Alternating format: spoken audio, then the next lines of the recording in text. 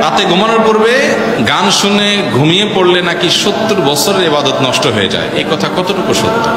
গান শুনতে শুনতে যদি ঘুমায় পড়ে তাহলে 70 বছরের ইবাদত নাকি নষ্ট হয়ে যায়।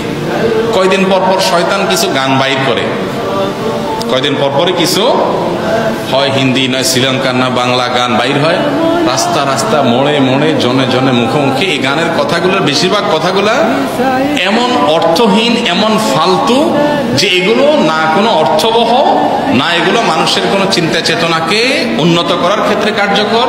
যত সব হাস্যকর কথামালা এই সমস্ত গানের কথার মধ্যে আছে, ঠিক না? ঠিক কয়দিন পরপরই এক একটা বাইর হয়, আর রাস্তা রাস্তায় পোলাপান মহিলা বুড়া সবাই মুখোমুখি এগুলো, এবং যেখানে সেখানে চলে।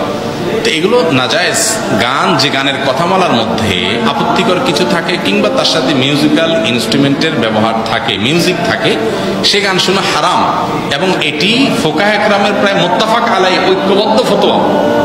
সূরা লুকমানের আয়াত নম্বর 6 বা 8, অমিনান নাসি মান ইয়াশতারিল লাহওয়াল হাদিস। এই লাহওয়াল হাদিসের ব্যাখ্যায় বেশিরভাগ তাফসীরের গ্রন্থসমূহে বেশি মুফাসসিরগণ সাহাবায়ে কেরাম এর ব্যাখ্যা করেছেন যে এখানে লাহওয়াল হাদিস বলতে গানকে বোঝানো হয়েছে। কোরআনকে যিনি সবচেয়ে ভালো বোঝেন